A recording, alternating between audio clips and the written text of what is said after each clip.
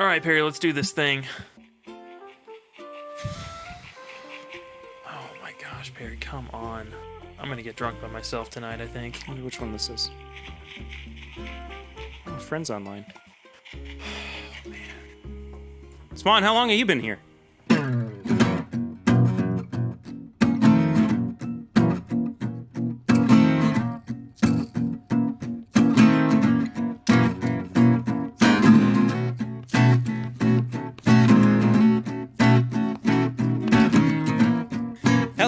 Welcome to episode 129 of This Is My Bourbon Podcast. I am your host, Perry. With me this week is the illustrious and one and only Swan himself. Swanny, good to see you, buddy. Good to see you, too. I think I'm going to let you run the podcast this week, buddy. I think I had enough of the hostile takeover last week. You had your fill from 1 week. You see how hard it is to keep things on track now? I did. I also realized I'm part of the problem.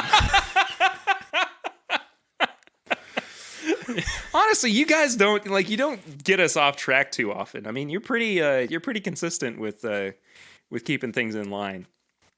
Yeah, but when I do though, it's like a serious derailment. Mm-hmm. Like it's the whole train's gone. That is very true. So as you guys can see or hear, rather, those folks who are seeing are on our Patreon page at patreon.com/MyBourbonPodcast. They are watching the live stream of us recording this episode. But if you are listening, you of course noticed that Curtis is not with us this week. Somewhat sad news, but exciting news for him as well. He and his fiancee Allie are in the process of moving up to Cincinnati. So we unfortunately, it's not going to be like a permanent he's gone kind of deal. But Curtis is going to start kind of transitioning to being less frequent on the show for a little bit as he makes some major life changes. But we're very excited for him. It's a big time of change for all of us, of course. Yeah. But he's moving up to Cincinnati at the moment. He did say, of course, that he would drive down from time to time to come hang out with us and record episodes. The good thing, though, is that we've kind of behind the scenes been doing a test drive on how easy or difficult it might be to record remotely. And if anything good comes from quarantine, this is it, man. This is showing us that we can do this for real. So, in some regard, the show will definitely still continue. But I think what we'll have to do is once people are able to come over to the house again, and it feels safe enough, we'll record one last big episode in the studio before it becomes a nursery, and folks move around a little bit. Swan, though, you're still here. Yeah, no, I'm actually just moving within Lexington. Just got a new job here in Lexington, so be good to go. And you had at one point, we thought that you were actually going to be moving out of state. Yeah, no, that was the plan. But then all of this started happening, and it's hard to find jobs right now. So when you're depending on two people's income and it can only be one, it gets a little tough. Yeah. So, but that's. Things are changing, but it's ever so slightly. And, I'm just looking forward to what the future of the show is going to be. It's like it's been in a constant state of flux from like day one, and it's something that excites me for the show. It also can be a little bit of a stressor. But at the same time, I mean, we manage to keep things interesting and we have a good time with it. And I've always said the show's going to go on as long as we possibly can, and we're working through it, man. Absolutely. Working through it. But that's enough of inside baseball. We're going to move on to the episode proper, and we always start out with Flying Blind, where the co-hosts do not know what they are being blinded with the what they don't know what they're drinking. That's the gist of it. Yeah, and honestly, the past few weeks, it's all been flying blind for me. So it's interesting for sure. I am looking forward to you trying this one, Swan. Me too. Me too. You're just excited to drink in general. Pretty, you nailed it. My favorite meme right now is the one where they took a giraffe and then took some blue marker and like barely like drew over it, and they said, "If you can tell what this animal is, I'm drinking a beer." Yeah, it's like that's been me for the entire quarantine. So, I posted in our little Slack group for work. Mm-hmm. We actually have a memes channel.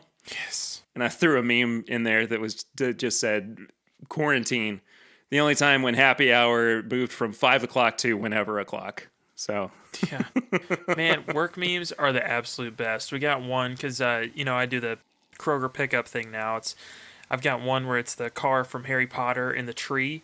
And it says, "I'm here to pick up my pickup order. I'm in lane. I think this one." And it's just, it's just a car in a tree.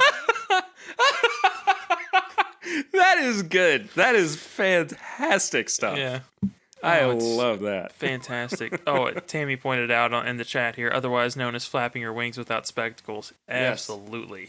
Yes, indeedy. I am drinking out of my High West Distillery glass at the moment, one of two hand-blown glasses that I got from Jason and Natalie. Listen, levitation lens free. Good one, Nick Zangatsis. That's awesome. Started something. But these are the really beautiful High West glasses. I love those, man. That they gifted me, and I freaking love them. I don't use them enough, but they are like right in the pocket of those. Like perfect glasses just to hold. Like they just fit so snugly in my hand. Yeah, and there's something to be said. We always go on about bottle design, but High West has got something cool where they use like a speckle in their glass. Mm-hmm. It's very faint, and I think those glasses have it as well. So cool to look at. Do you have a set of these? I don't know. I just steal them every opportunity I get when we do drinks at your house. Which has been a hot minute at this point, but I'm ready. I'm ready for those to commence again. Swan, what do you think about this flying blind? I was kind of having a hard time pegging it. I'm gonna be honest. I still am, even with nose and palate. Yeah, it's really creamy and buttery. It is. Yeah. I don't know. Like, something about it is not quite working for me. Interesting. Which part of it? I don't know. I guess I want it to have, like, more bite, but it is just so soft and creamy, as you pointed out. But yeah, that could just be what I'm transitioning from. But yeah, you did just come off of 120 proof. True. Yeah, Bourbon. I didn't make this one easy on myself. But it's I do like it. That is about the only nose that I get on it. It's just that kind of soft, like creamy, almost like when you make like, I don't know, it's kind of peanut buttery a little, but like a peanut butter sauce as opposed to like the peanut butter, if that makes sense. Like the peanut butter sauce you get at OBC. Yes. With the bacon. Absolutely. I miss OBC in a big way. Right now, they're not even doing curbside. They're only doing they're not doing anything. They're only doing nothing. Yeah, that's true. Still get Malone's though, man. They messed up the other day. We got to order for free. It was great. Ooh. Yeah. I mean, I'll be honest. I am surviving and thriving off of the mini burgers from Drake's at the moment. Oh, those are so good. I've ordered it, and it sounds weird, but they have the Juicy Lucy's. Mm-hmm. I know what you're talking about. Those are my... Oh, my gosh. Those burgers are just incredible. Anyway, what are we doing? Drinking whiskey. That's what it is. Yeah, if I had to guess, this proof point's probably like 95 to 100. Mm-hmm. Doesn't seem super high. Really creamy. I think this would pair really well with some stuff, but by itself, I don't think I would reach for it too often. Do you have an idea, distillery wise, where it might be? Distillery wise, if I had to guess, it'd probably be Heaven Hill or a Craft, one of the two. Well, you were close on the proof. Mm. It's 100 proof. Okay. This is a brand new product, or expression rather, from the Bullet Whiskey Company. Oh, okay. This is the Blender Select. I'm glad I didn't buy a bottle of this now. I actually quite like it. It's not my favorite release from Bullet. I think I still would rather have the 10-year or the cast strength. Yeah. Or even one of the single barrels. I think the single barrels have been money. Really great. They are very good. I was skeptical, but I picked up a Total Wine one and was impressed. But I do like this. I think that I definitely would put it above regular Bullet. Yeah, no, I'll give you that. I don't know. It's just weird. It doesn't feel like together.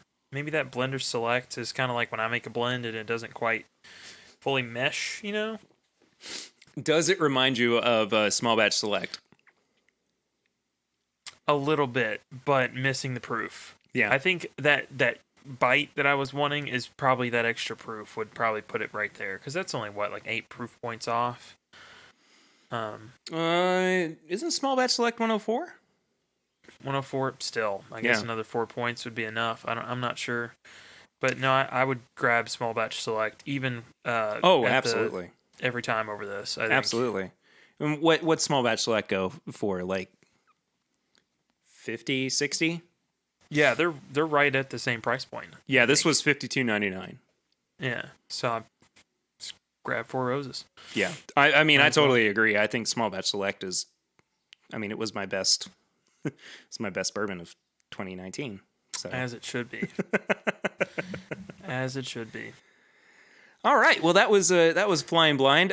Before we get into the news of the week, and there's not a whole lot of it, I want to bring a couple things up. First off, if you guys have not yet done so, please go and leave a rating and a review on the iTunes podcast app or the Apple podcast app on your phone. It is a really, really good way for people to continue to find the show if they are searching for bourbon podcasts or something like that in their app. And it is an important part for sharing the love around for the show. We appreciate everybody who has done so already. I don't think I have a new review to read out for the end of the show.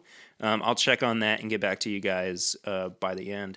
As of recording, I am a little bit behind on getting out the next edition of the ISO sessions. I haven't had a chance to get that edited yet. I've been too busy playing Animal Crossing. I'm just gonna be honest with you. But also work has really sucked over the past week. So I'm trying to get to it, and I will get to it as soon as possible. At the very least, you will wind up pretty much having 2 ISO sessions in a week, maybe. It could very well be like a week full of content for people. I might have ISO sessions on Monday and Friday, pre-game chats on Tuesday for Patreon, main episode on Wednesday, and then live stream on Thursday. So it could be a really content-heavy week for This Is My Bourbon podcast. Yeah. Should everything go the way that I would like for it to. But that is still there. I'm still doing that. The ISO sessions, they will still be uploaded for sure.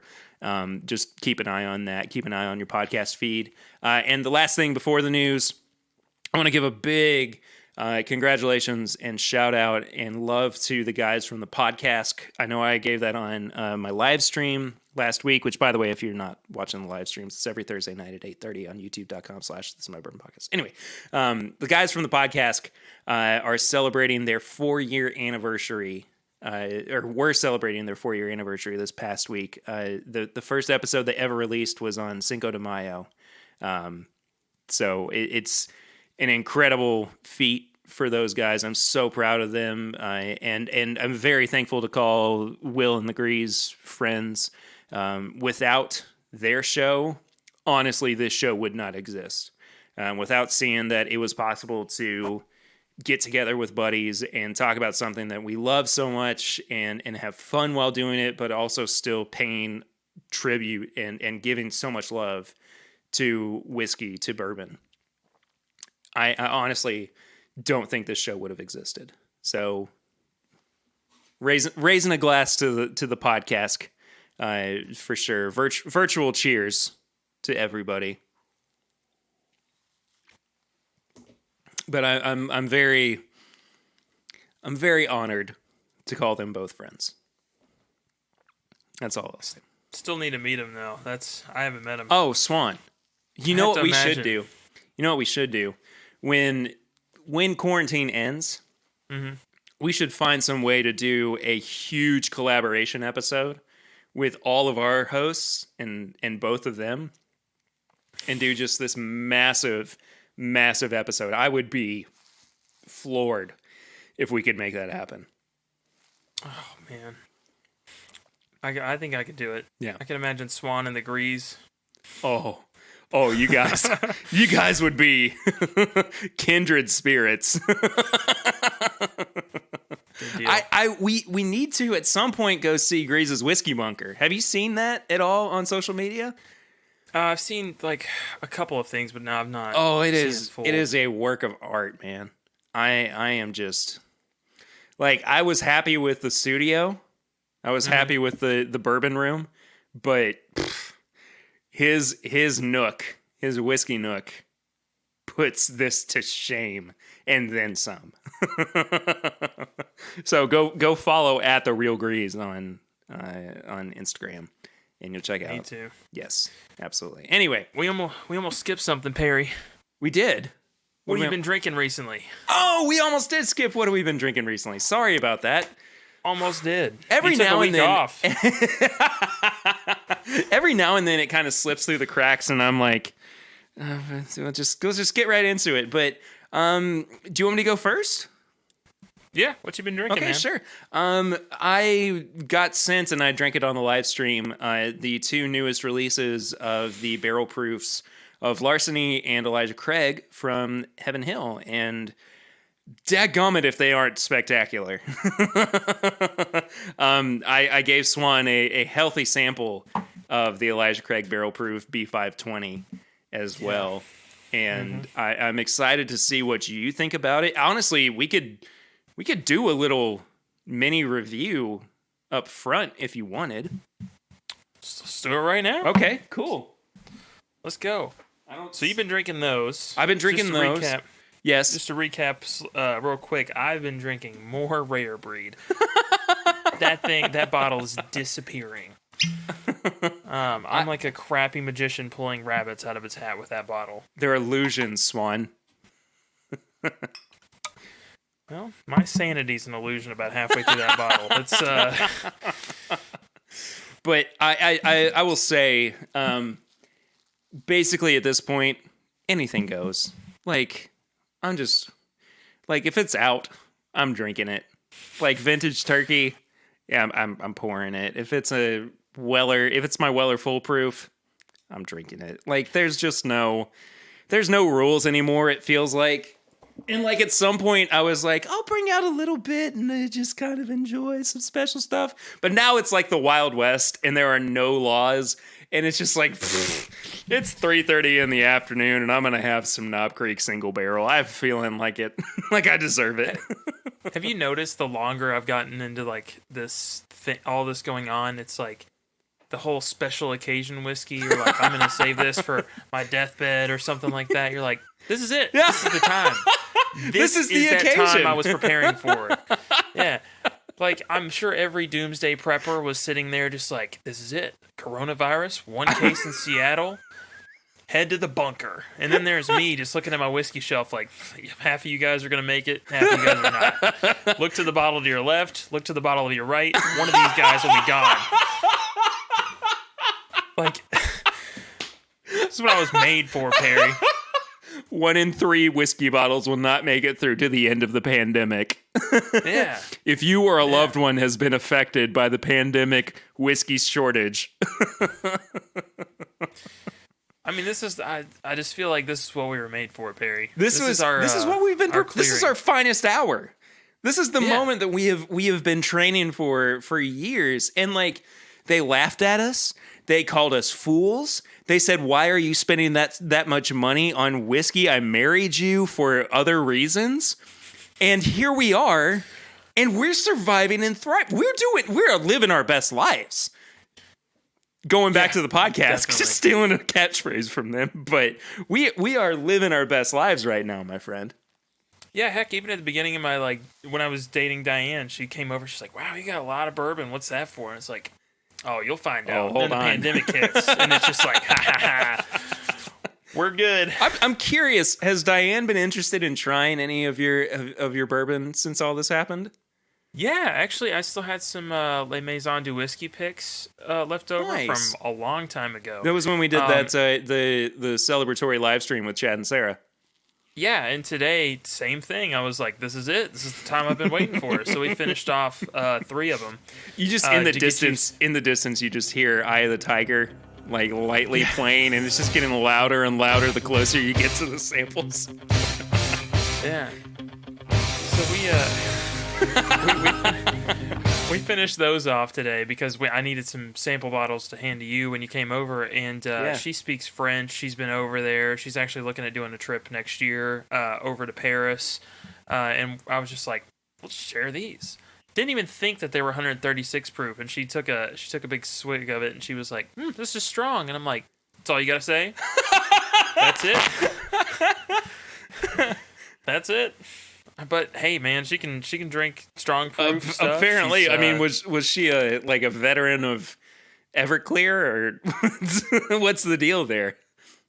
No, she's just every once in a while I'll let her try what I'm having, and she's perfectly fine drinking 120, 130 proof stuff. Not her favorite. She's more of a vodka person, but she tries it. She doesn't hate it. I'm fine with that. More whiskey for you, I guess. Yeah. But Hey, how do you anyways. feel about our quick little mini review of the Elijah Craig Barrel Proof B520? Got it poured in my rare bleed glassed. Yeah. I'm not cutting that out. Oh, no, leave it in, man. They're gonna know that this was a rough time for me. Can I just say, so as I said, we're live streaming this for Patreon. I feel like my forehead has gotten bigger in quarantine. Like I think my hairline's receding. Customer service will do that to you, man. That and wearing a hat every day because I'm too lazy to take a shower. Yeah. I'm getting back to customer service, and this thing's flying south for the winter. It's, Wouldn't it be flying north? nope. It Wait, so you're turning into cousin It? yeah. Flying south for the winter. My bad. Could you imagine though if like instead of our hair receding, it slowly moved further down our faces? Yeah, you were born with a forehead, and by the time you're 25, it's just head. It's just You got a baby with male pattern baldness. anyways. By the time remember when I said about the derailment? Yeah, it's not always you and Curtis. Sometimes it's me too. It's okay because I know how to get it back on track because I want to know what you're thinking about the Elijah Craig Barrel Proof B520. It's good. It's not jumping out of the glass as much as the A from this year. Oh, the A120 was it was a special. masterful pour. I'm not getting a ton of ethanol either, which I like because I actually just had the C917 a little bit the other day, and it was very ethanol heavy, and it's the same proof almost. That one's 127. This one's 127.2. Classic Elijah Craig nose, though. It's very on profile as far as the nose goes. In my review, oof, sorry, little electric guitar interlude there. But in my review on my live stream, I said that where A120 was kind of an off-profile but welcome difference to the ECBP line. This was very much a return to form. This hands down feels like a classic Elijah Craig barrel proof, and I don't hate it. I'm really quite happy about it. Good. This is very good. I think the nose is probably the most lacking thing. It could be the glass. I'm drinking this out of a rocks glass. But the profile, as far as just the palate and the finish, nailed it. This is exactly what I like. If I had to introduce somebody to Elijah Craig barrel proof, this. It is very much on point. Can I tell you about? I don't know if I've ever talked about this on the show before. But the first time that I ever had Antique 107, Weller Antique 107, we were at Lucy's favorite restaurant in Lexington, which I love as well. Palmer's out in Lexington Green. Oh, yeah. And it was right at the end of the time where Antique 107 was mostly available at bars. And I was like, you know what? I've never had this before. I'm going to try it. And it came out in the tasting glass. It was like the official tasting glass of the Bourbon Trail. Right? So it's basically just like a fat Glencairn. And bigger. Like it's got more of a bulb to it than the glass that you just held up. Anyway, I went in for my for the smell, and honestly, I was not prepared for the ethanol hit that I was about to get, and I stuck my nose like way far into the glass, and that was all I got was just like an ethanol burn, and I was here in the middle of this restaurant, and I was just going, and Lucy was like, "Good, right?"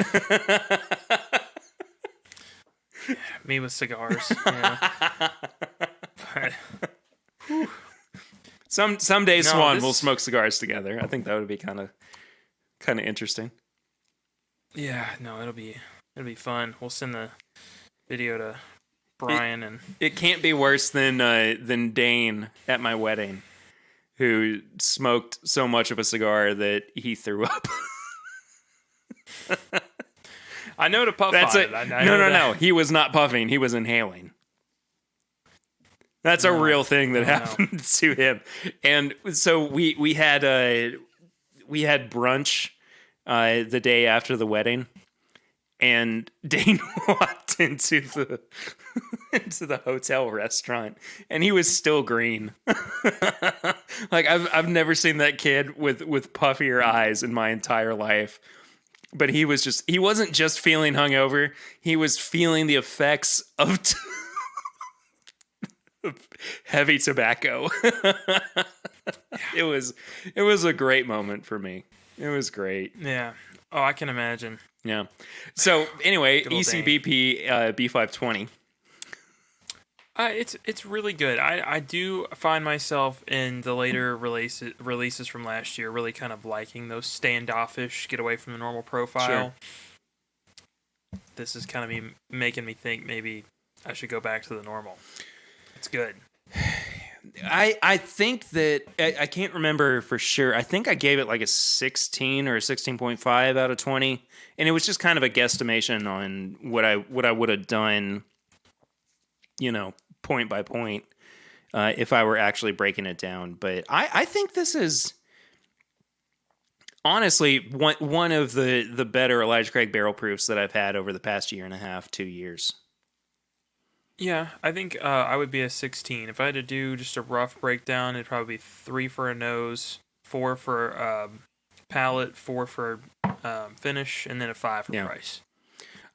And that put me right at 16. I have to go, I think this is the only whiskey with consistent releases, with consistent batches, that I would go back and kind of retroactively change my price score.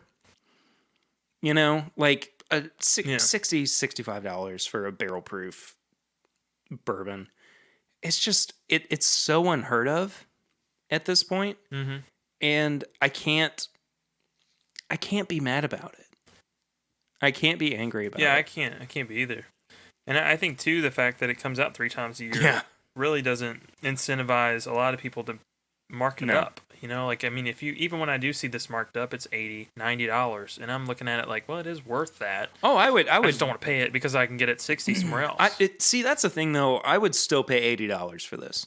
Oh, all day long, Honestly, like all day that's long. kind of my cap on new releases. I'm willing to shell out a little bit more for older editions, and Hmm. it's not like I'm getting like into $500 territory, but No, for older Elijah Craig barrel proofs, I would totally drop like double the primary market value. yeah, yeah, no, I'm At right there least. with you. They do a really good job curating this every time it comes out. Okay, so that was our little mini review of the B520 release of Yeah. Elijah Craig Barrel Proof. Swan, do you want to talk about the news for the week? Yeah, we got a little bit of it here. It's not too heavy this week. Yeah, it is extremely light on news this week. This first bit comes from GoBourbon.com, otherwise known as the Bourbon Review. Guys, go and check them out on social media if you have not already. This is about the newest release and the return of rather OKI. Yeah, no, I'm excited about this one because I can't believe this even happened this quickly. you know I think this is a product of the secondary market because they mention it directly in the article. Mm-hmm. That the old releases are going anywhere between 4 to 5 times the retail prices on secondary markets. I think they're just seeing an opportunity, and I cannot blame them one bit for taking it. It is so fascinating to me to see a revival of a product that didn't go away all that long ago. Yeah, that is a little strange. I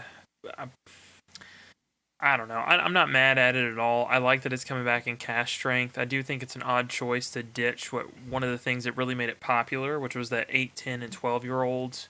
Um, Mm-hmm. you know, that seems a little odd to me, but I'm all for this coming back and hitting shelves, and looks like it's going to be pretty limited on this front part right here. It says it's one of 160. So Yeah. What else is the other thing that's interesting to me too is that they're not being shy about the fact that it is basically a 5-year-old new riff bottle. yeah, I mean, it's still using the 36% rye recipe, but it's really really kind of a strange release. Exciting, but a little bit strange, to be quite fair. hmm 116.6 proof, right? yes, yes. Yeah. So it's right there in that barrel proof category for new riff products. Yes. Yeah, absolutely. So, I mean, this is really the first time that we would have seen a 5-year-old new riff product. Yeah, and it makes me wonder if they're going to keep New Riff at like a 4-ish age range and then maybe reserve their older stock for stuff like this, like an OKI release, now that it is so popular. I would be interested to see as well if potentially, because this is essentially bringing a new product into the new riff line, right? Everything so far has been new riff whiskey, whether it's the Balboa rye or the Bottle and Bond whiskey or whatever. It's all fallen under the new riff product line. So it makes me wonder whether or not they would actually release another brand that would come from New Riff. It wouldn't surprise me. I mean, going back to the fact that they're seeing an opportunity and seizing it, I couldn't imagine why they wouldn't do that and make some extra money. If they took New Yeah. Riff and they made it $70, everyone would laugh at them. If they make a 5-year-old and slap an OKI label on it that's been kind of revitalized even from 2 years ago, and they make some extra money, I mean, See, here's the thing about that though. And you kind of touched on it a little bit, but the fact that they went from higher age statements Mm-hmm. down to a 5 year, I mean 8, 10, and 12, where they're three staples for their releases. The fact that they're dropping down to a 5-year-old release, which is fine. I mean, I understand it's not sourced anymore. It's now New Riff's own distillate. I I don't know. It could either be very well received or people are just gonna crap on it. Yeah, but I mean, there's also going to be people like Ian, who's going to be, he's our new riff guy. For anybody that doesn't know, he just Sure. absolutely adores the brand. Um, he's going to look at it and think, oh, this is a 5-year-old new riff. This is worth some extra money to me. I want to be the first one in line to have some extra aged new riff. And even if it's got a different label on it, I don't see him being upset about that. I am not seeing a price on it at the moment. Swan, correct me if I'm wrong, but I'm not seeing anything price wise on my end. No, I'm not. I would have to imagine that this is probably going to be a $50 or $60 a bottle of bourbon. Yeah, or if not more. But I think it'll be more than the standard release or even a single barrel from New Riff. Oh, why do you think it would be more? Because I think now they've kind of established the fact that it's a bourbon that has actually been produced by New Riff at 5 years old, right? And the fact that we've seen 4-year-old whiskey come out at most for $55, $60 from New Riff. I don't see why this would be priced much higher than $60. That's kind of just been the trend recently. Like if you look at other brands, like even Buffalo Trace, they'll put out, instead of their 107, they'll add some proof points, and all of a sudden it's a little more expensive for the full proof. Or, you'll see Elmer T. Lee go from 90 to 100, and it's all of a sudden extremely collectible and more expensive. It's just kind of been a trend you've seen with other distillers. People are upset about them, or like even Bakers. Bakers is the big one. They go from $40 to all of a sudden now they can charge $60 because they redid the bottle design and called it a single barrel. It's now technically a different bourbon, so we can charge more. That's just the trend that's been going on, and not to say that they're going to follow suit. It's just what we're used to. But I think the difference is proof versus age, right? Like you are kind of talking about, like, if we're talking about the Weller products, the Antique 107 to the full proof is 7 points proof difference, right? But that doesn't necessarily mean that we're going from a 7-year-old whiskey to an 8-year-old whiskey, right? Yeah. And what we are being served in this OKI release is essentially New Riff bourbon repackaged into something that people already have an affinity for at a higher age statement than what it is currently in its main bottle. So I think that if they're going to maintain the overall, not consistency, but kind of the notoriety that they might have already developed, I think it's fair to see that the price might not be too much higher than like $10 more than a New Riff single barrel. Yeah, we'll have to see. I mean, either way, I'm with Clifton here that's in our chat. He's just excited to finally try it, because I bought I am too. Yeah, I bought one 10-year-old and realized there's somebody that wanted it a little more than I did. Just sold it to him for what I had in it, And honestly, I don't know if I've had an OKI, period. They did a lot of experimenting with finishes. They did, yeah. So I'm excited for that. Because it was like by the time that we started the podcast, or by the time that like I really started diving into whiskey in general, the OKI brand was moving into being new riff, or Yeah, I just kind of remember going the way of the dodo in general. And the fact that it's coming back at this point, I am excited to try it. But the point I guess I'm trying to make is that it's not going to be the same that it was at 8 years old, 10 years old, 12 years old. I still am interested in trying some of those older releases, but it's just something I never got around to, as I was transitioning into this new world of whiskey. Yeah. No, I remember when we first started, they were making the Instagram posts of like the blacked out setting with like the new riff bottle just barely at the bottom, and they slowly released it when it came Yeah. out. So I That look was forward to it. that was fun. That was a fun time. So this next one is really kind of this is more of a conversation piece than it is trying to get people to go and check this out more than anything, because by the time this episode comes out, this will have passed. But there is currently a online ballot sale for the Van Winkle line through the Whiskey Exchange.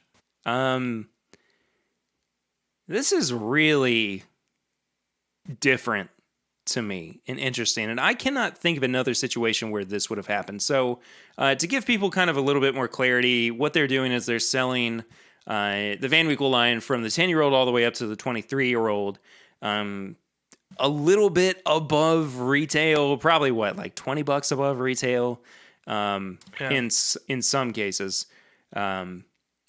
But what would happen is you put in your ballot, you put in your credit card information, but unless you actually get drawn, you don't get charged for it. But you could potentially wind up with a Van Winkle 23 or a 20-year-old, or even again down to the 10-year-old. What this is kind of mind-boggling to you as it is to me, Swan. Yeah, but I mean, I think we've all been wanting some form of this for years, because I know when we go out in those 20-degree mornings when it's like slightly raining just enough to be a nuisance, and I'm bundled up and got there at 6 a.m. for a release, I'm just thinking, is there not some way they could just email me whether or not my name got drawn? So I can't imagine this is a bad idea, but just the circumstance of how many people it's going to be. Like, I know that when we do those releases, there's a bunch of people that are like, there is no way I'm getting up at 6 in the morning to potentially win a bottle. And That now, is true. anyone that's been able to make a bank account that likes whiskey can just put in for this. I mean, your odds, I feel like, are substantially lower in something like this. Yeah. It's odd that it is to odd. this. Yeah. I feel like that's the kind of qualifying factor for it, that it is very strange. Yeah. That this is a thing. But I guess to some extent it makes sense that it's happening right now given the circumstances. But at the same time, is it kind of a who cares situation? For me, yeah. I mean, I'm not putting in for it. I want to. And I have until tomorrow to really decide, but the thing about it is, like, you can only put in for one time. Mm-hmm. So I could put in once for the 23-year-old, and if I get drawn, then I would be charged for it. Yeah. But I don't want to win multiple times, because that's a lot of money that I would be spending all of a sudden. But yeah, I don't know. I think I feel like you should have been able to, like, put in for a ticket or a number, and then if your ticket or number was called, you could accept or decline it. Yeah. I do feel like this is very fitting because Buffalo Trace and specifically the Van Winkle line has really attacked the secondary market over the past Yeah. year or so, and this seems like their alternative of doing it safely Mm-hmm. online. I like that they're putting that out there. It's like, well, it's not secondary pricing. It is going to be a little over what you'd pay at retail because we need to make some money on this. But at the same time, it just seems, I don't know. It just seems like kind of a weird time to do it Well, to me. you actually kind of bring up a good point though. What if we were to see these lotteries move to a virtual only style, right? So instead of us all going out to Liquor Barn and waiting in the freezing cold in October, November for a Hmm. bottle, instead they offered the digital option. And there is something to be said too about whether or not they when all of this ends, would they take away our ability to do curbside pickup or take out cocktails from places? But I mean, are we potentially kind of seeing the end of in person spirits lotteries, in person bourbon lotteries?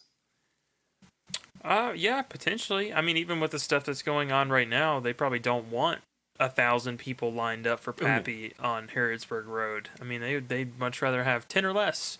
There's no way that's happening if they say they got a bottle of Van Winkle to give out. Mm-hmm. They could send out an email saying tomorrow we've got one bottle of 10-year-old Rip Van Winkle, and I'm sure 100 people would show up. It's just how it is. So I want to respond to a little bit of what's going on in the chat too, for some perspective. Golf Whiskey, I said, Virginia is an ABC state. We have to enter a lottery for Van Winkle this year. There were almost 40,000 entries for a few hundred bottles of each selection. That's wild. That's pretty insane. But he also said that's what happens in Virginia. The prices are retail, very fair. So I mean, I don't think that Kentucky needs to necessarily move to an ABC state for this to happen. I think that it could potentially be an independent thing. I mean, people Hmm. could independently decide, Liquor Barn, Total Wine, whatever, that they would want to move to a virtual lottery. I don't hate it. I enjoy the camaraderie. I enjoy the time that we get to spend together, waiting in line. As I go through puberty again, apparently, waiting in line to, buy bottles potentially, or, like there was a really fun episode that Chad and Sarah and I recorded back when we were, I can't even remember the release. Shoot. I can't remember what the release was, but we got there like 2, 3 a.m. and we recorded an episode. And we had a lot of fun. I mean, we were drinking the entire time and chatting Hmm. and having a ridiculously good time. But if it fully moved to a virtual lottery system, that part of it would be lost, and I'd be kind of upset about it. But at the same time, I've kind of gotten used to doing everything from my home instead of having to go someplace and Yeah. do that. But No, anyway, I wouldn't be upset by it. I don't think I would either. Clifton said he would love a virtual lottery. That's how his store did it last year. Nick said North Carolina is ABC as well, but each board decides how to distribute their bourbon. Lottery shelf or question mark. So fair enough. I would be okay with stores deciding independently of how they would like to do it, but we'll see. It could change, or it could just stay exactly the same. Who's to say? Yeah. Speaking of releases, there are a few new releases that got announced this week. The big one, which we have talked about on the show before, but now it is official, the E.H. Taylor 18-year-old marriage bourbon. Hmm. It's going to be 100 proof, of course. $70 is the MSRP, and it's going to be released in June with a limited availability. It is combining Buffalo Trace's 3 bourbon mash bills, the wheated bourbon, and the 2 rye bourbons, and everything is aged for 18 years. So there's been a lot of conversation online too about how it seems a little absurd that it's being recommended for $70 when it's probably going to go for much, much more than that. What do you feel about this, Swan? I think it's a little strange to have the Sazerac 18 retailing at 100 and then have this retailing at 70. Seems a little strange to me. Both Buffalo Trace products, both 18 years. And I feel like it should go for at least 100. But I know that if I see this bottle on the shelf anywhere, it's going to be going for 400 plus. Yeah. I don't know. I think that with non-small stores, with kind of the bigger chains, I don't think that it's going to go much higher than $100. Honestly, I feel like Total Wine is pretty respectful of MSRP, with a little bit added on because they're trying to earn some money. Total Wine is Liquor Barn is kind of the same way as well. I don't think I understand the concern, I guess, but I don't know if it's going to happen in the way that people are worried about with some of these bigger name liquor stores. Yeah. I mean, I'm excited to see it or try it, but I don't think even at $100 I'm going to be super interested. I'm going to pick it up if I see it for $100 or less, but I don't see myself hunting this one down. I did that with the Amaranth last year, and it was ridiculous. And as somebody pointed out in the chat here, they've not even seen some of the smaller releases like the Old Charter Oak series even show up in their state. Yeah. And I have to imagine most of our listeners are pretty resourceful on finding things within their own state if they want them. I didn't see Taylor at all last year. I mean, people come to Kentucky to find stuff. I didn't see it at all. I lived in Frankfurt all of last year, pretty much. Didn't see it.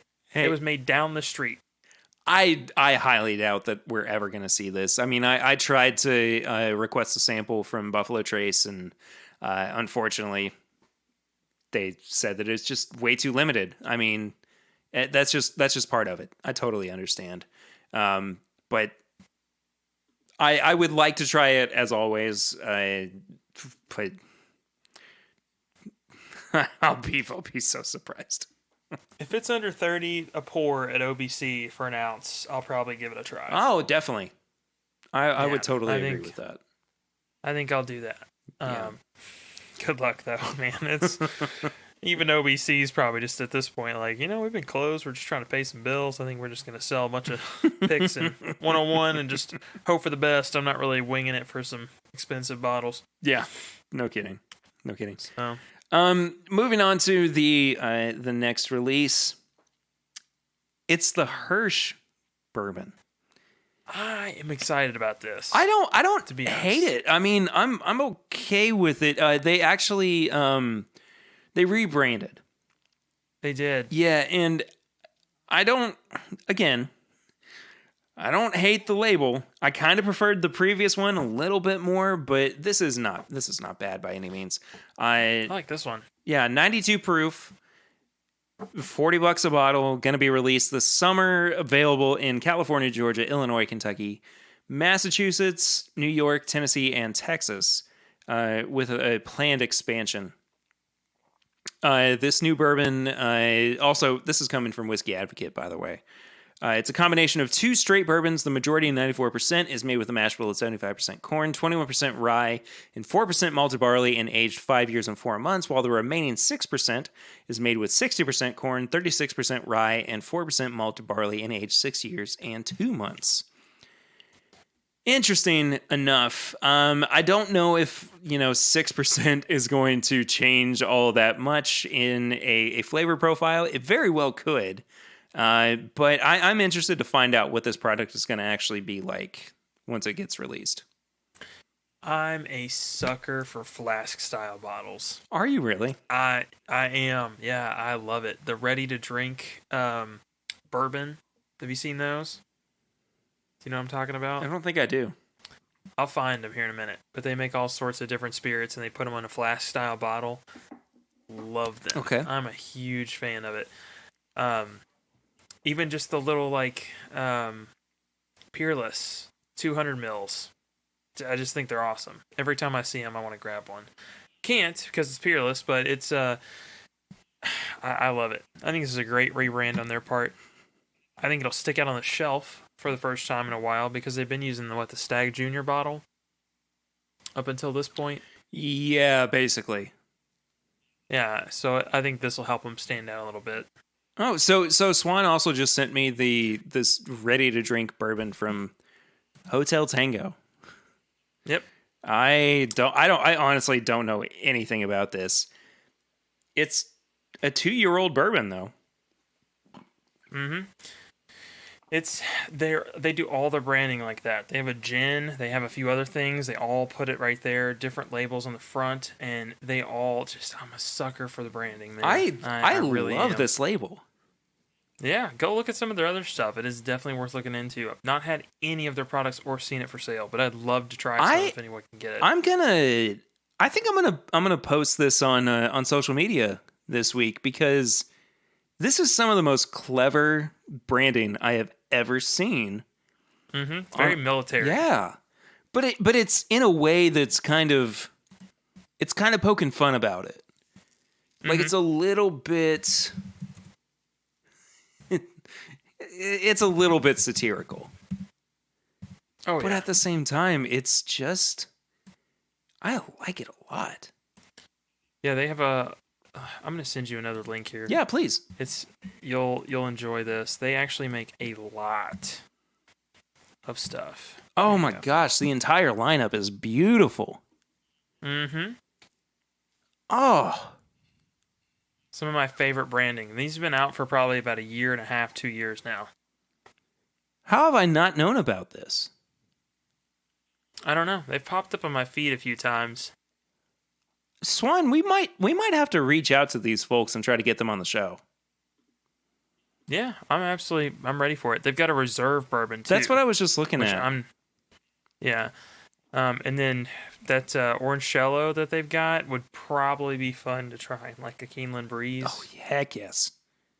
Or even that cherry liqueur I could see doing in a Keeneland Breeze. Yeah. Oh, I want to try the reserve bourbon. I mean, I want to try the regular bourbon too, but I am all about this. This is some of the coolest branding I have ever seen. I haven't been this excited about about a design strategy in a long time. Oh, yeah. Could you imagine a whole lineup of those on the shelf? I would love it. I would absolutely love it. Yeah, we'll have to get in contact with them. Talk about that. Anyway, what were we talking about? The Hirsch. The Hirsch. Yeah. Yeah, I'm excited to try it for sure. I actually never had the 8-year bourbon that was out, but I'm still interested for sure. The last release comes from an MGP bottle. It is the Templeton Rye. It is a barrel strength release at I can't do that math that quickly. 56.55%, which is 113.1 proof. $60 a bottle. Wow. Non-age stated, released sometime this month, with a pretty high availability of 16,800 bottles. I've not really been a big fan of the Templeton products, but I am still interested in trying this. What do you think, Swan? I'm looking forward to trying it. We've had quite a few people at least in our circle, that have really enjoyed some more barrel-proof heavy cocktails. Mm-hmm. And Templeton, to me, the 6-year that they put out has always been more of a cocktail rye. Interesting. So I'm looking forward to maybe trying a barrel strength, like old fashioned. Ooh. I think that would be good. Granted, I hate the idea of limited availability expression, and then me thinking, well, let's put some cube sugar and some bitters in there. But hey, if that's the way to drink it, Yeah. that's the way to drink Right. it. So Right. I'm all for it. I think you'll probably survive one way or another. Yeah, they actually there is another release on here. Sea Fog Straight Rye. It's a Rhode Island bourbon. Or Rhode Island rye. I don't think I've ever seen one from Rhode I don't Island. think I have either. I'm definitely interested in trying that. They've got an American whiskey as well. Yeah, for sale in Rhode Island. I have only. never seen a Rhode Island whiskey, period, and it's so bizarre. Do you see the ingredient there? The flavor or the malt? Pale 10% pale malt. I'm not sure. I what don't they mean even. by Yeah, I have pale no malt. idea what pale malt means. Yeah, another in the American whiskey Yeah. as well. I would definitely try it. Maybe we can reach out to them and see what we can make happen potentially. But yeah. So honestly, that's kind of it for the news. There's not even any. There's no TTB releases this week either for bourbon or rye. So we figured we would do a little bit more of a heavier drinking episode. Oh no! Oh darn! I've already poured a. Have you? I mean, I'm not excited. So I gave Swan 3 blind samples as well, and they pair perfectly with the mice. Yeah, okay. Yeah, right. Knee slapper there. It's not necessarily for review. I wanted you to kind of try these 3 different whiskeys. Okay. So we'll start with sample A. What do you feel about it? It's a little ethanol heavy, but it's in a good way. Like it's kind of punching me in the right way. Yeah, I don't think that it's it's in a way that makes you feel like it's overpowering the flavors. No, it's very cherry heavy, very classic bourbon. Yeah, I'm getting some clove on there as well. Some clove. Yeah, I could definitely see that. It doesn't lean that like super heavy tobacco-y though. It's definitely more of a light, but Sure. the ethanol kind of leads me to believe it's maybe a little higher proof. When I really kind of dig my nose into it, I start to get some fruity notes as well. And it's kind of an indistinct, like kind of a fruit juice, like a combination of different fruity flavors. I like this. I will say the most interesting part of this to me is the finish. It has a very distinct flavor I cannot pin down on the finish.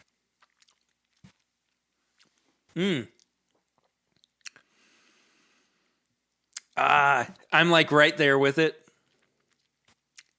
Oh, you know what it is? What's It's that? honeycomb cereal. I was thinking some cereal. It is Yeah. 100% honeycomb.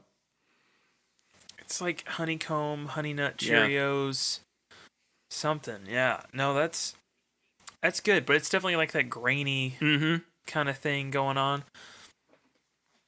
I like this. I like it a like lot. this. I do think the proof is probably like 105 to 110. It feels like it's up there a little bit. If not, it drinks a little higher proof. So, which I appreciate. so I have a question for you. Do you have enough glasses to pour all 3 of these side by side, or? I got glasses and I poured them. Well, not these glasses, but like the ones that hold liquids. Yeah. I got the ones that hold liquids here. Poured B and C. One of them's in a Norland. You're welcome, Chad. it in an Orland? Well, let me pour up the other 2 as well, so we can kind of be on the same page. I went a little heavy on that one. That's okay though. Oh no. What a horrible life we lead doing a podcast about whiskey. I know. Animal Crossing is gonna get wild. I'm gonna. Let me tell you, I'm buying everything in Nook's Cranny. Finally gonna tell that raccoon what's up. Tom Nook. Anyway, so you like sample A? I do, yeah. It's not my favorite. I've been looking for something, I guess, that has a little more kick to it. I've been drinking a lot of turkey, a lot of beam. There's kind of that bite at the beginning. So, well, have you gotten a chance to smell sample B yet?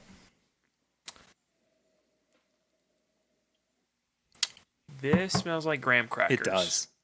It smells like Teddy Grahams. Yes. I like this one more. I can tell it's going to have a little bit more of a bite. There is that kind of sweet note on there, but like the further I get into it, there's definitely a savory pop to it as well.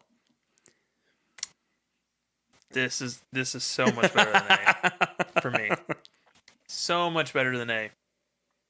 It got that oiliness that just envelops your entire mouth. You can kind of feel it go clearing out your nose a little.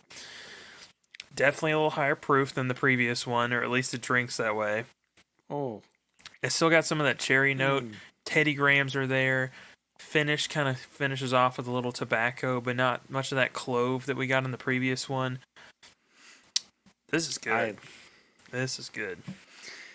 I love this bottle so much. I'm excited to tell you what it is. Because you're gonna flip a little bit. Is it one that I can buy? That's the real question. Swan, have you tried sample 3?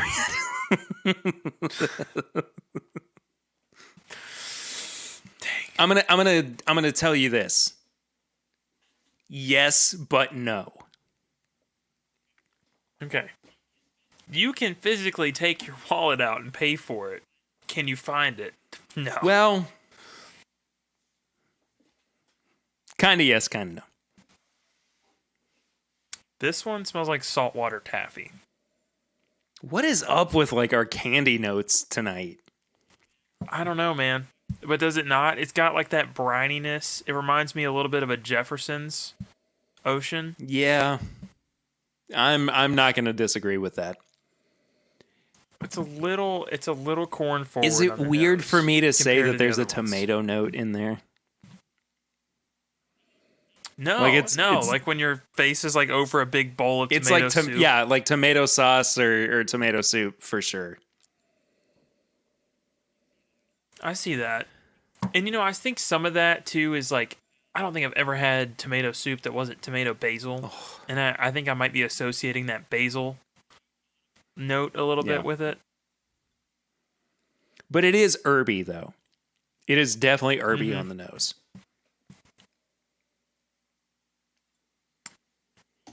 And see, this is doing one of those things that, like, by no means is it a bad bourbon or rye, because it's giving me a little bit of a rye kick in there. It gets kind of those tea notes as you go through it on the finish. It's very much like a lemon green tea, especially on the finish. Yeah, it's definitely the finish for me that's not making this. Not making my favorite. It's very herby. I'm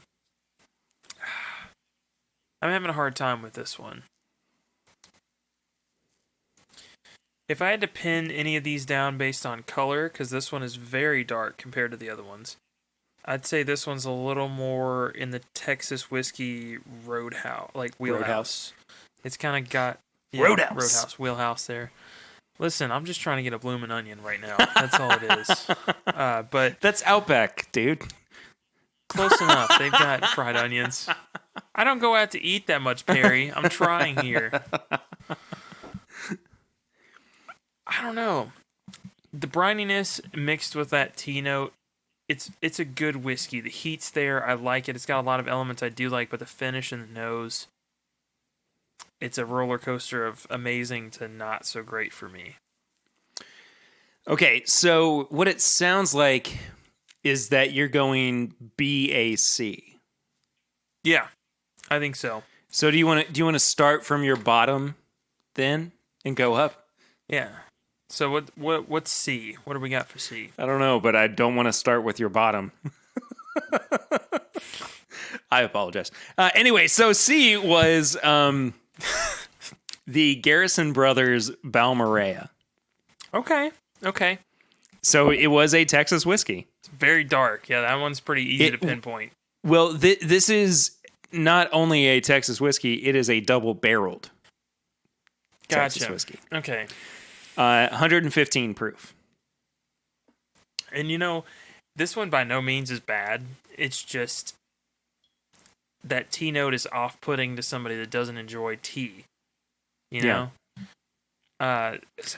Might be your thing. It's not. It's just not mine. So a little bit of background on it. It's homegrown, and this is coming off a bottle, by the way. Homegrown and handmade Garrison Brothers Texas Straight Bourbon Whiskey, aged 2 years in new white American oak barrels, transferred to a second new white American oak barrel, and aged another 2 years.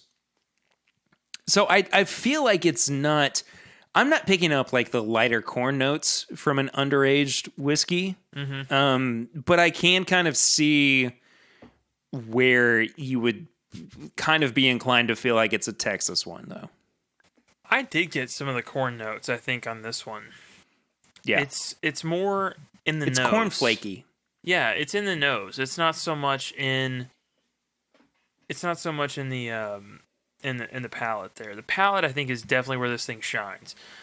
In the finish, if you do kind of enjoy those more herbal forward bourbons, this is wonderful, but it's just not my thing. It's one of the few herbal ones I've had that I think I would eventually reach for. And it's out of the Garrison Brothers stuff that I've tried, the standard release, this is much better, the double barreled. Yeah. So I do like that.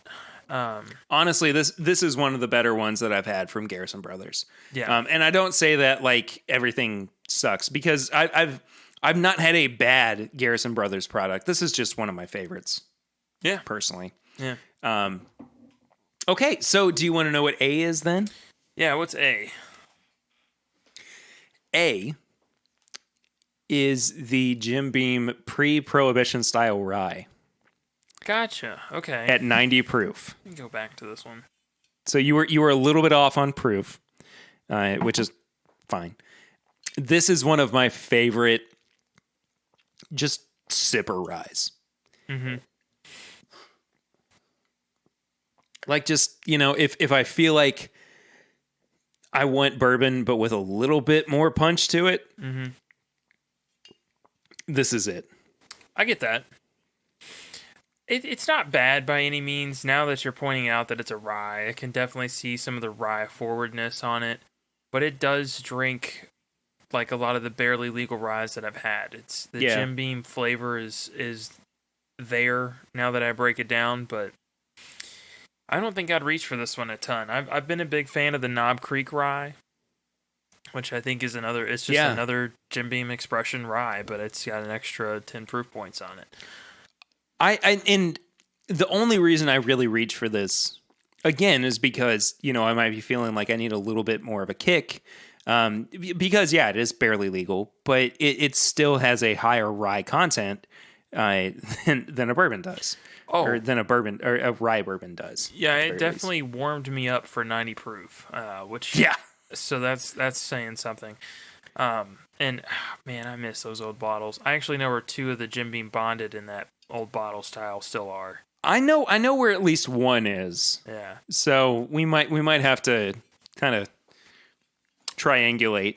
Yeah, I'm gonna need to stock up for sure, because I miss those, man. There's just something special about those old, like, cheesy looking labels that they had on there. I agree. All right. So your favorite of the 3. Yeah, let's see what the favorite was. You can get, but not like this. This is my infinity bottle of Turkey 101. Oh, okay. Gotcha. So, I've had recent releases that I've thrown in here. I've had some dustier bottles that I've thrown in here as well. And it has crafted, like, the best version of Wild Turkey 101. Yeah, no, it is very good. There's a lot of depth to it. Yeah. Let's go back to that one.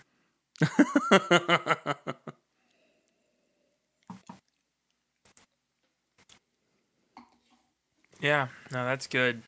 That is definitely good. It's a Mm. lot creamier than a normal Wild Turkey 101. I can definitely tell you've put something in there that's older. Because it's got a very, very faint dusty note, but it is there.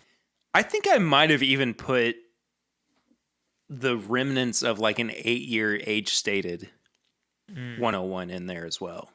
I think. Yeah. It, it's very, very good. It's so hard to beat Wild Turkey 101. Just knowing the price point at some of the ones that we've tried tonight.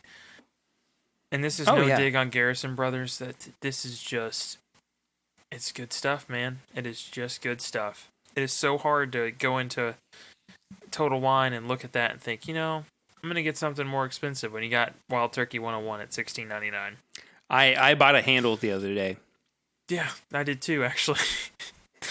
there's one. Like Just bought it. I was going through 750s too quickly. I was like, Yeah. this is an investment. Yeah. I mean, we've got a very small apartment. It's right next to campus. It's 1 bedroom, and I've Yes. got one shelf that's just for bourbon. Nothing else, doesn't go anywhere else. There's nothing in the freezer anymore. It's just what can fit on that shelf. And I bought a Wait, handle. your big infinity bottle isn't in the freezer? No, I've got some meat frozen in there now, so it's on the Fair shelf. enough. But I brought it home and I looked at it and I'm holding this handle. I'm like, this isn't gonna fit. And Diane looked at me and she's like, you better not put that anywhere else. Goes right there. We got a bourbon shelf. Goes on the shelf. Slowly sit it down on the floor and I'm like, it'll be gone in a week. You're good. You just leave it here. I feel like it's gonna be my post show drink Yeah. here in a bit. But this though, I love. Really. I mean, So like, good. and I had like I had a bunch of bottles of 101 just kind of sitting around like it was, 375s and 200s and 750s and liters or whatever. And I was like, I'm just going to combine them all because there wasn't enough to warrant like saving that much. Mm-hmm. I was like, who cares? Put it all together. I did. And it turned out to be this, which we both love, apparently. Yeah. Perry, I got a proposal for you, man. Okay. I gave you a sample of a Knob Creek pick earlier today. You did. It is one of the most confusing, I don't know if I like it, Knob Creek picks I've ever had. Okay. Do you want to do a small tasting or a review on it, one of the two? I would love to. I don't know if we can do like a review since it You're is good. a pick. Yeah. But I would actually really like to taste that with you. I've not had the chance to try this. Yeah, so this is from a little liquor store pretty much across from my house. It's just down the street here, called Coliseum Liquor here in Lexington. They're not known for their picks. They're not known for any picks. So that I think this one was done with some haste, I think. And I bought it just because I wanted some Knob Creek single barrel. This is right when that fun little article came out that said 120 proof plus cures coronavirus. And I'm like, well, I know what 120 proof bourbon is. I'm just gonna pick one of those Knob Creeks up. And I asked for one at the drive-through only window that they had, and they handed me a pick. And I was like, Dude, sure, I'll take it I will home. be honest. I will be honest with you. The other day, I was starting to feel like I was getting sick, and I had some Knob Creek, and I woke up the next day feeling like $1 million. Like, Same. and it wasn't even like in excess. It was just that I had enough to kind of ease whatever those those feelings might have been, and I was like, this is great. Yeah. So I'm not going to the doctor anymore. I'm just drinking barrel proofs forever. So this is a pick of Knob Creek single barrel. Yeah, so this one, it is a 9-year-old. It looks like it was barreled on 1/27/2010. So it's Okay. right at 9. it's just, it feels like it's off profile to me. That don't smell like a Knob Creek. Right? Right? I'm glad someone can confirm this because Diane had no idea, and I've just been leaning on her for weeks on to try this. But man, you really rely on the people you're quarantined with for input on this. But it's a very very odd pick. So I never pick up a lot of fruit on Knob Creek picks, and if I do, it's usually like prunes or something kind of dark. This is an explosion of fruit on the palate for me. Whoa. That is the smoothest finish. Mm-hmm. And I don't normally say smooth when I talk about whiskeys, but that is really the smoothest finish I have ever had on a 120 proof whiskey. It's very odd. I don't know if that was their intention when they went in. It was to find something that was a little more mellow, but if that was their intention, they sure did it. I would never have guessed that this was 120 proof. Or a Knob Creek pick. Or a Knob Creek pick at all. Yeah, whatever I said. Crop Creek? There, yeah. It is an odd pick, man. I've had one meal today, so yeah, you need food. I need food as well. I am very hungry, and part of me is going, "Hey, we should go live after this too." Oh man, probably shouldn't. Anyway, no. I cannot believe that this is a Knob Creek pick. Yeah, and it's not bad by any means. It's just it's just strange. Like it almost feels more like a Russell's to me. Yeah. Actually, that's a really good evaluation of it. Yeah. And so I've had a good amount of it, you know. I mean, there's quite a bit missing here. And I still just every time I get it, I'm just a little confused. It's very strange. I almost gave you a sample of a Knob Creek pick today, and I didn't. But I'm gonna put it up against the newest Knob Creek pick from the Speakeasy, Wisconsin. I love that cork. You like the the rare breed cork. The rare breed cork. Yeah. I tell you, like I first opened this bottle, and it took me a solid 10 minutes just to get the cork out because it was so snug in there, and the rare breed cork fit perfectly instead of having to fight with it. But I honestly probably would have gone more Russells if you had fully blinded me with this. Yeah. It's very strange.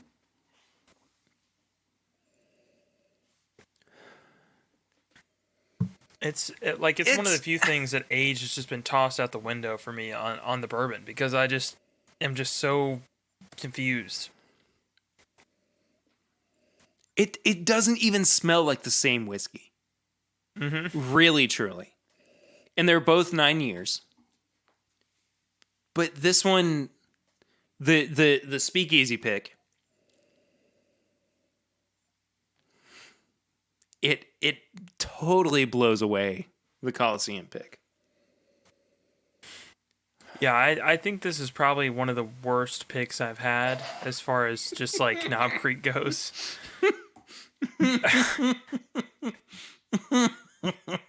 But it's not bad bourbon. It's not. It's just not a good Knob Creek pick. Yeah, exactly.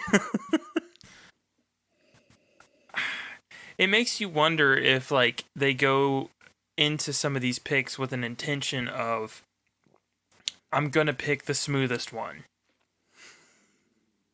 I mean, but it's smooth without character. I think there is smoothness that can be attributed to overall quality. Yeah. But this is just like smooth. Like if you just saw a man who is completely and totally hairless and he was just wet.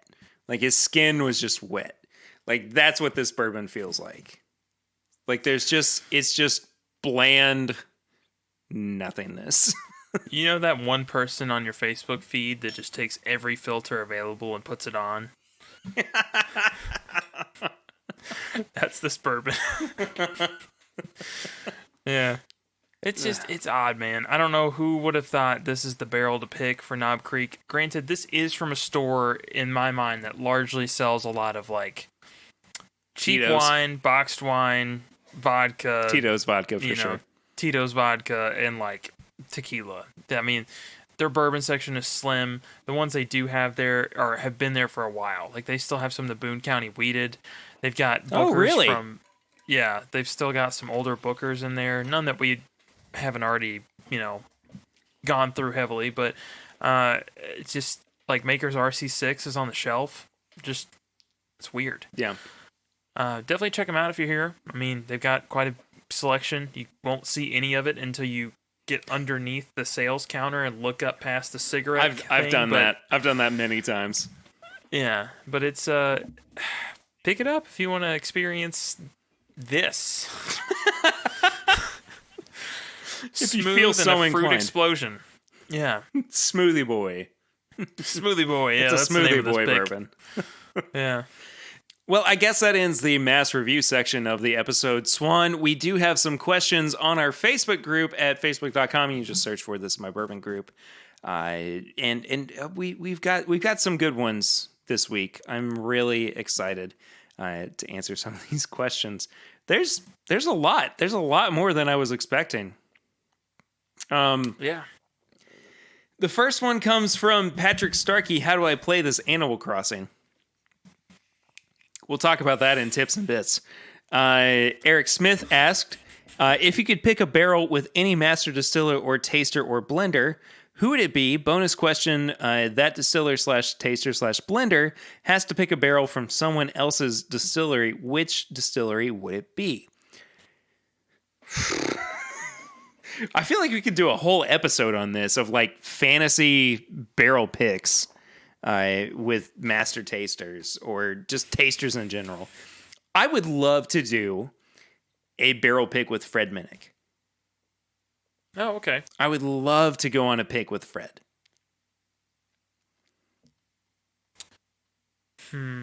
If I had to pick one, I want to do a Dixon Deadman pick at Wild Turkey. Oh, going on a pick with Dixon. That would be special. Yeah, that would be pick with really Dixon special. At Wild Turkey would be insanely special. Because I know he's not... he probably wouldn't do this intentionally, but I have a feeling that when he went there, he would be looking for something to blend into something he would like to produce and put out. True. And I want to know what he sees in that barrel. Like it's almost the nerdy part of me more so than just getting the perfect barrel. I want to know what he sees in that barrel and how he thinks it would blend. Well, to that point, in terms of nerdiness, like I want to know what Harlan Wheatley's process is like. Yeah. Because he's such a quiet person. Like he doesn't do interviews that much. He doesn't really go public with what it is that he does. So I would just be so interested to see what he goes through when he's picking quality barrels that would go into a Buffalo Trace product. Yeah. I mean, so in Harlan, I know part of the reason he doesn't do some of the interviews is he gets two questions. He's like, why do you not produce more blank bourbon? And then also, why is the price on secondary so high? Yeah. Two things that he can't control. I mean, it's just, why would you do an interview about that? Yeah. If your big answers are, I don't know. But for like Harlan, I would love to know what makes a failed experiment. You do so much experimentation. What makes you taste something and go, this is not good enough, specifically? That is fair. Ian McMaster asks, what is one barrel pick that you wish you could get again? I've got one. I immediately sure. have one too. Swan, you go first. There's two. Bourbon Karma. I want more of it. Mm-hmm. Absolutely. And then also, there's a Knob Creek pick that my Kroger store did when I first started getting into bourbon that I bought 2 cases of, and it's gone. It was the Knob Creek pick 5142. That was the numbering on it. That was it. but it tasted like a Booker's Expression. Yeah, I And it remember was that. phenomenal. It It was was like an phenomenal. 11 or 12-year-old Knob Creek pick, right? It was a Or 12-year-old, 13. and all I could say was rum raisin. That was it. Yeah, that's right. Phenomenal pick. I'd love to have more of that. So the very very first barrel pick I ever went on, and I've talked about it on the show, but it was for Liquor Barn, and it was a Knob Creek pick. We picked 2 bourbons and 2 ryes, if I remember correctly, and the first bourbon we picked came out of the barrel at 121.5 or 9 proof or something like that. So it was as close to a barrel proof Knob Creek pick that you could get. And I have had so many Knob Creek picks since then, but it's still I compare every Knob Creek pick that I have to that one. Mm-hmm. That's the And way it I would was, mine. I think it was 12 or 13 years old. Maybe closer to 12. I can't remember off the top of my head, but I just I'm like at a loss for words about that whiskey because of how amazing it was, and the fact that I got to be a part of selecting something that was so close to a barrel proof Knob Creek pick. Special, man. It was awesome. And you know, we've talked about before what would we like to do in terms of a unique barrel pick or a blending table, what is it? A round table selection. If I could do a round table Knob Creek or Booker's, that would be just an amazing experience. This one's from Bill Robarge. Hopefully I'm saying your last name right. I think we are. Yeah, name your spirit animal and why your spirit animal likes vodka. I feel like you need to answer this for your April Fool's joke. First. my 2019 April Fool's joke. Yes. Spirit animal for this is my vodka podcast. Maybe a goose? Oh, with the butter knife and it's Oh, you know what the opposite of a bear is? Like a koala or a panda. Like there is something that people call, like, a panda is not an actual no. A koala is not an actual bear. Mm-hmm. But like I imagine that it is the opposite of a bourbon drinker. Yeah. You know, like people say koala bear, but it's not an actual bear, and it's like, well, it says it likes flavored spirits, but it doesn't actually like flavored spirits. So If I had to pick one, there's a video of a red panda being terrified of a rock as soon as it enters an enclosure. I've seen that video, and it's adorable. That is me when I drink vodka. I'm just surprised to see everyone's getting a hug. I'm having a great time. I don't know the last time I drank vodka. It was 2 nights ago for me, so whew. Yeah. Honestly, it's not that bad. We had it in some blood orange infused Sprite, and we poured in some Grey Goose infused with lemon, and it was just a big citrus lemon cocktail. Wasn't too bad. Next one's from Brian Brennecke, who's also in the chat here. Thoughts on the impact of the current direction of the economy on high-end bourbon market? The current boom has been in a time of historic growth. So I guess he's asking how this is, what do we think about the bourbon market during this boom, but also having the COVID stuff going on? Well, I think it's going to... I don't think that the market itself is going to slow down. I think that people are willing to buy alcohol regardless of how much money they're making. Mm-hmm. I think that the secondary market is about to slow to a grinding halt. Yeah. if people are not making the same amount of money that they have been. I Other than that, I don't think that we're really going to see that much difference, to be quite honest. Yeah, I think some of the distilleries that are making higher end stuff that are still considered craft are probably going to be hurting. Yeah. Like right now, as much as I'd love for New Riff or Wilderness Trail to come out with a higher aged bourbon under their own label, I think it'd be kind of hard for them to justify just a humongous price gap. Which we talked about with the OKI a little bit, and I said maybe it'll go up a little bit, just compared to New Riff. But if New Riff became 70 and then they slapped a new label on it and, made it all barrel proof and it was hand selected by the master distiller and they gave it all these qualifiers, I think it would just sit on the shelf right now because people are doing what Perry and I are doing. It's like, I'm going to go buy a handle of Wild Turkey 101. I mean, it's not like I don't want to support our local, like James Pepper and some of the other ones that we've got here. It's just, it is so easy for me to look at my paycheck and then think, I need some budget bourbon that's not going to make me How upset. can I stretch this? Yeah. If I can get a handle of Wild Turkey 101 for 40 or less. I have, dude. Yes. This past month, I have never stretched $1 further than I have in my entire life. Like, it's...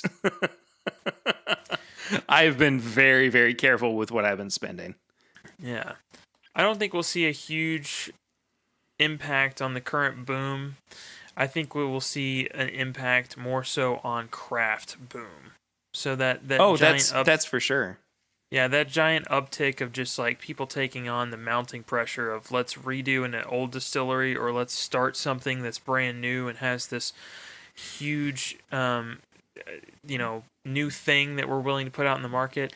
One I'd like to point out here in Kentucky is Hartfield and Company. Yes. Heard nothing from them since this started. I worry if they're going to stick around.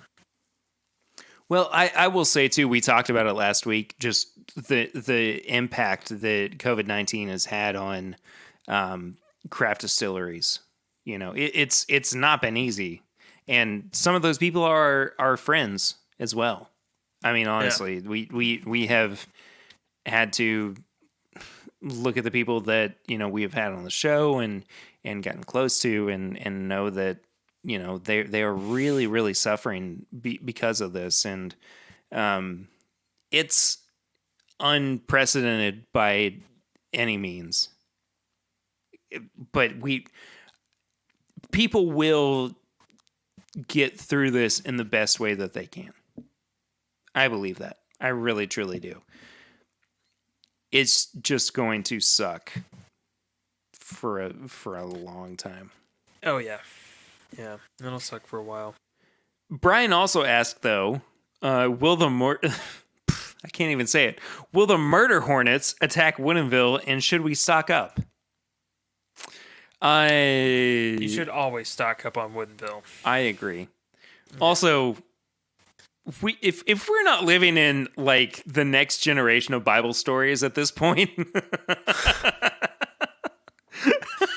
between murder hornets and a widespread plague, like this is it's something else. Unprecedented is a good word for it. Yeah. Tammy Brennicky asked, have you tried the Traverse City Whiskey Collection box? I have not. And yeah, I've not. That's all I can say on that. I would like to, though.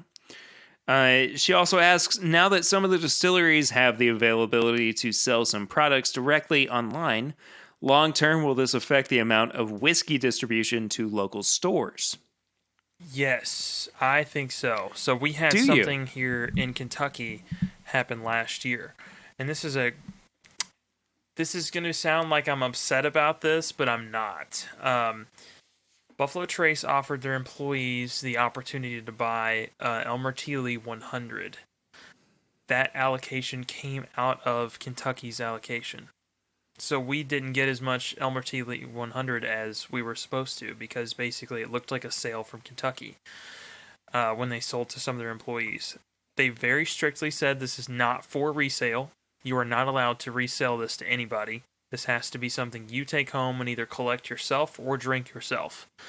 But we got so few bottles of that compared to some of the other states around us that it was ridiculous. Daggum Uh, Freddie Johnson out there on the secondary market yeah. So under the name like Johnny Fredrickson or something.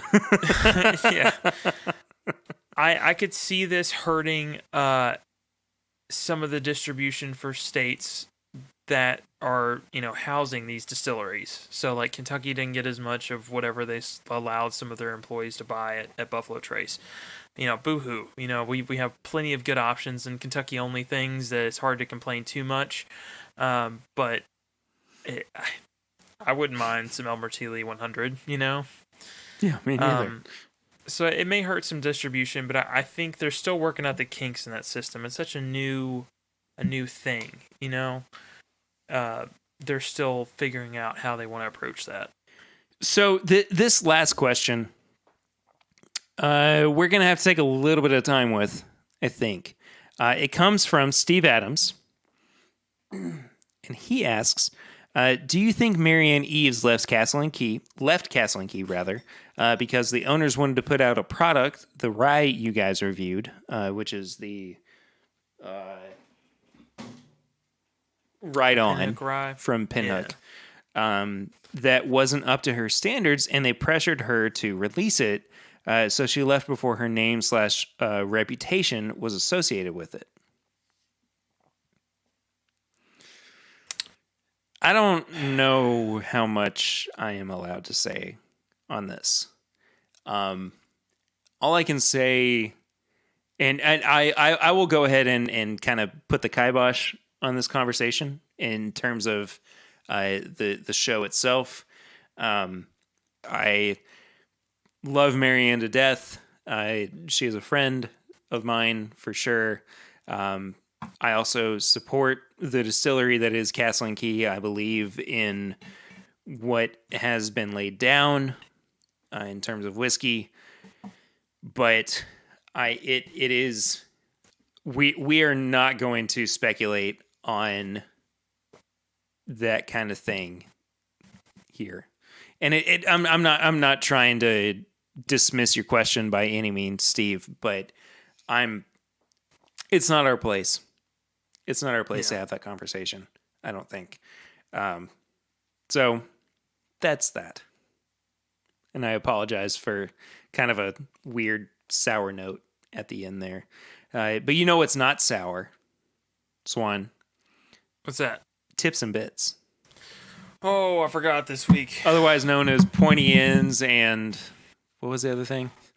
I don't know. I forgot. It's Saturday night and we've been drinking Swan. What do you have to recommend this week? I've just been watching a lot of car content recently. I may have recommended it at some point, but there's a channel called Faster Proms right now. Yeah, It's you doing some recommended that ridiculous like stuff. 2 or 3 weeks ago, I think. Yeah, I have to go with them again, man. They're doing something ridiculous. They like took a smart car, which is just this puttering around little like goofy little vehicle, and they stuck like a 600 horsepower engine in it, and it's just been getting wilder and wilder. I mean, they are a freight train for content right now. They're putting something out almost every day. Oh, jeez. Yeah, and it's insane. I think they quarantined themselves at their shop, and they're putting it out. Oh, a lot of content. If I could recommend something that's in in the realm of bourbon, this is a great time to try out new glasses. I've been just trying out, just very odd glasses. Like 2 of the ones that I've tried this week have actually been from products I've bought, eaten, or gotten rid of the product that was in them and then just used them. Like mustard glasses, we've got 2 of those we've had. One's got a little handle. Glencairn's, I've been trying out. I got a new glass the other day that was like this very odd, like almost architecturally like tulip shape thing. And you can even find them on Amazon where you can get like a 6-pack of random glasses for like $25. It changes the experience so much. Yeah. it is just it is worth trying it because I've seen some people that can't drink stuff neat really enjoy bourbon after bourbon neat after they have the right glass to put it in, Well, which is and nuts. like, Lucy for a long time said that she didn't like Turkey 101, but Mm-hmm. then she had it in a Orleans, She and had it in and Norway. she liked it. So we can definitively answer the question. Has she had it in an Orleans? Yeah. Yeah.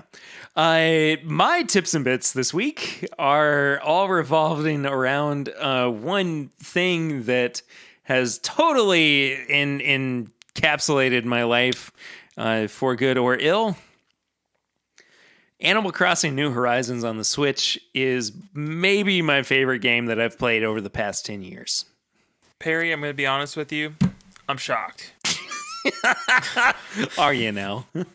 Can you read it on my face? Yeah, I can really tell. You look like you just did not see that one coming. I have always loved life simulator games. I just enjoy them for some reason. I don't know if it's because it's an escape from anxiety and depression, or if it's just fun to build something unique. But I find so much joy in Animal Crossing New Horizons. I started on Monday, and what that puts me now 6 days in, and I like, even when I don't have stuff to do in the game, I'm still playing it. Like, I'm still going fishing and finding bugs and building things and whatever. But on the back of that, I will say too, one of my favorite, really maybe my only favorite YouTube gamer channel. And it's just because, it's really the only one that I've kind of latched onto, and I find a lot of joy in what he does. His name's Peanut Butter Gamer. He makes really, really fun, interesting content that's a little bit more PG rated. He's not going like over the top with what he does or anything, but he likes to do like hacking videos where he goes into, popular video games and tries to, corrupt them as far as he can. But he's very warm and just kind of man-child-y, but in the best way. You know what I mean? Like, he's kind of ageless in his content. Like, there is something to be I like found that. for everybody who is, gamer oriented in some regard. But I can't stop playing freaking Animal Crossing. I'm just, look, I might even put my Switch friend code in the description of this episode just so people can add me, and you can come over to Ritzville and give me your bells and your turnips. Give them. I want them. I like the idea of you having a room, but instead of a bourbon room, it's like a turnip room, so you just keep all of your prized turnips just everywhere. Or maybe you just make like a bourbon sanctuary and you're just sitting in your chair for hours on end for people to come talk to you. I've thought about making like a bunch of barrels and making it like my my bourbon room in my house, which I very well might do. But at the moment, I only have 3 rooms in my house, and one of them is the kitchen room, as I described to my wife earlier, who said, "So your kitchen room is your kitchen?" And I was like, "Yes." I'm glad she's on the same page I Yeah. am. And honestly, the only reason I'm here is because I don't have a Switch. So, I mean, if I did, I'd be in the same wormhole that you're in. Yeah. We'll use some of that Patreon Yeah. money to get you a Switch.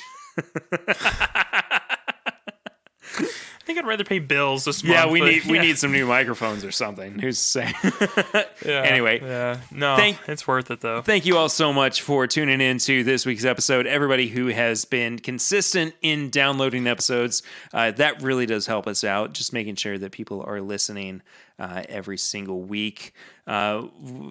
Swan, you have social media plugs, right? I do. Yeah, I'm at Facebook and Instagram at My Bourbon Finder. And I am at PRitter1492 on all social media channels. You can follow the show at My Bourbon Pod on Instagram, Facebook, and Twitter. Like I said earlier, you can leave us a 5-star rating and review in the iTunes podcast app, or the Apple podcast app, rather.